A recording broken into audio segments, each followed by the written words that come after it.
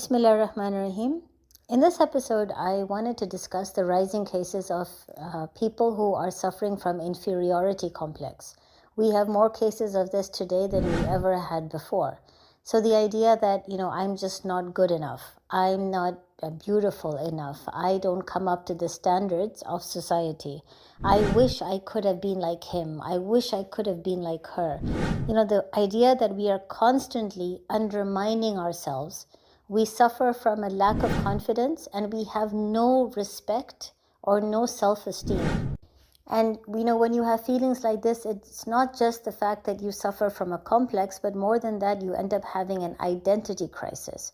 So you don't actually know who you are, what your strengths are, or what basically you stand for. You end up becoming like a piece of clay. You mold yourself in any way so that you can fit into the group or into the kind of community that you want to. So if you want to sit amongst friends who are very religious, you will start to behave in that manner, talk in that manner, dress up in that manner. Then, subsequently, if you want to move towards friends who are more towards dunya, then you will change your style, your way of talking, your way of dressing. When you go to work, again, you will change it even more because you want to please the people over there at work. You just basically want to conform to their standards and fit in. And what you end up having is a complex and an identity crisis. You don't actually know who you are or what you stand for. And instead of believing in yourself, instead of believing in your capabilities, you end up just molding yourself so that you can satisfy the standards of the people who are around you. It's all about pleasing people. And in doing so, you start to have an inferiority complex because you don't trust your own decisions. You basically want to say what you know the other person wants to hear. Okay, so it's not about trusting your own opinion. It's not about trusting yourself. It's about saying whatever will please the people around you. And this is exactly what gives rise to complexes and to an identity crisis, which is what I wanted to focus on today. Now, of course, the obvious question, why has this increased so much in the recent decades? It's because of social media. The fact that now you have Twitter, Facebook, Instagram, you have so many different platforms where people are sharing their pictures. They are sharing their achievements. They are sharing whatever success it is that they face. So you could actually be residing in some part of the world and you have complete information of the life that someone else is living who might be residing in a country thousands and thousands of miles away. And so the idea is when you start to see all these pictures and all these achievements and successes, the obvious thing that starts to go in your mind is, well, I wish I could have that, or I want this as well, or I want to look like her, or I want to dress like her, or I want that exact same career or that same car. You start to define what success is for you based on the pictures that you're seeing, and then that becomes your new goal. That's what you want. Now, of course, for social media, this is a dream come true. This is exactly what they want. To have hundreds and thousands of young people chasing dreams that are unrealistic is actually the best thing that you could have for an economy, because now you have so many people spending money on plastic surgery. You have so many people who are spending money on coaching and training because they want to alter their skills and their capabilities and become like someone else.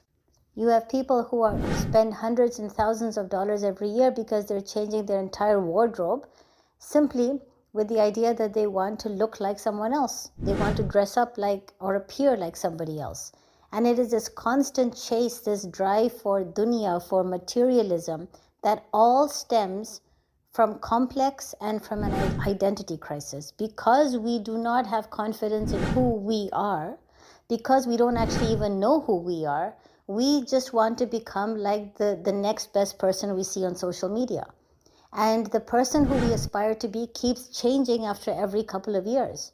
So naturally, you can imagine how much money that means for the economy and for all of these industries. In fact, the situation of rising complexes and identity crisis has become so bad that nowadays one of the profitable industries you have is motivational speaking. You have people who are making a lot of money just to teach the younger generation to have confidence in themselves, because so many of them suffer from this. And actually what makes the situation so much worse is that when you spend years and years trying to become like someone or trying to achieve what somebody else has been able to achieve, and at the end you're not able to, the obvious thing that hits you is depression, right? You start believing that, okay, I just don't have what it takes. I don't have any strengths. I don't have any abilities. I'm just useless. Here's this person who's my age and he's been able to achieve all of this, and I have spent 10 years and still I've not been able to achieve half of that. So the idea is that the cycle of inferiority complex, of low self-esteem, of low self-respect and self-confidence, it just exacerbates and it gets worse and worse. And so we have to understand, what is the Islamic perspective behind all of this? When you study the Quran and the Sunnah, you understand that there is actually one very simple answer to all of this. The idea is that Allah explains each and every one of us has been created in a unique way.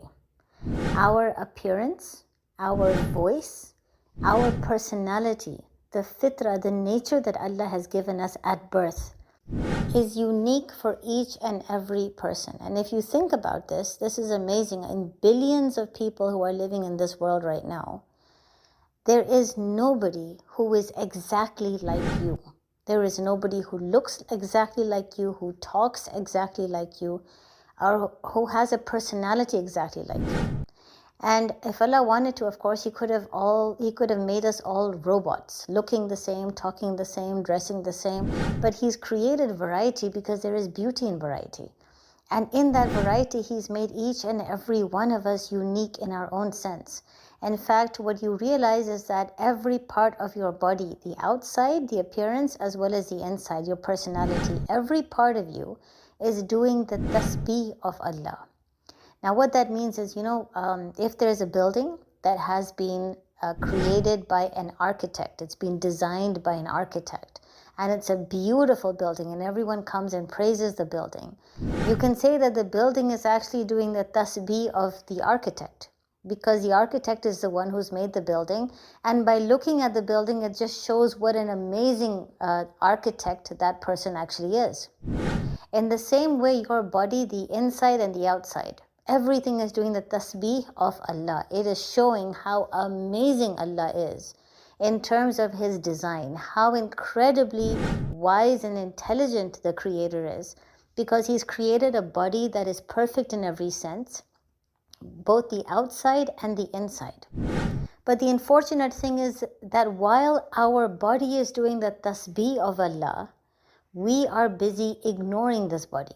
While our personality is doing the tasbih of Allah, we are hating our personality.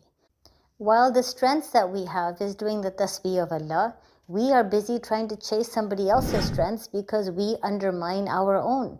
We actually believe that we don't have any strengths, or we don't have anything worth mentioning. So first of all, before you even want to connect with the Creator, before you even want to understand the purpose of your life or the Quran or tafsir or anything, you need to first stop and analyze and examine yourself and understand how every part of you is beautiful and unique and doing the tasbih of Allah. And the reason this is very important is because, especially when it comes to personality, we have this idea in society that if you, for example, if you're an introvert, that's a bad thing. If you're an extrovert, that's a good thing, which means all people who are introvert or who are very shy, who don't like going out to parties, they feel uncomfortable when they are around other people, they have a huge problem. They have a shortcoming, okay? They have some kind of a disease. And that's actually not true, because if you are an introvert and that is your nature, there is beauty in that as well. And if you are an extrovert, there is beauty in that as well. If you are a shy person, there is beauty in that. And if you're a bold person, there is beauty in that. For example, when you look at all the scholars of the 13th, 14th, 15th century, the Islamic scholars who have done an exorbitant amount of work in studying the Quran and teaching us about the tafsir and about the words of Allah, as well as the hadith, when you look at the kind of work that they've put in and the kind of enlightenment and wisdom that they've been able to attain, it's profound. But the interesting thing is, majority of them were introverts. And what made them understand so much of the Quran was the fact that they were introverts. Because as an introvert, because you don't like socializing a lot, you are a heavy thinker. You're always thinking. So instead of going out and, mingling with people and laughing and talking to people, they like to spend their time asking all kinds of very important questions. Why is this like this? Why is the world like this? What is the purpose of life? Why does Allah mention this? What is Allah actually talking about? And because they consume so much of their time thinking like this, they are able to identify patterns in the Quran that normally the average person is just not able to. The average person completely misses, their brain completely misses it.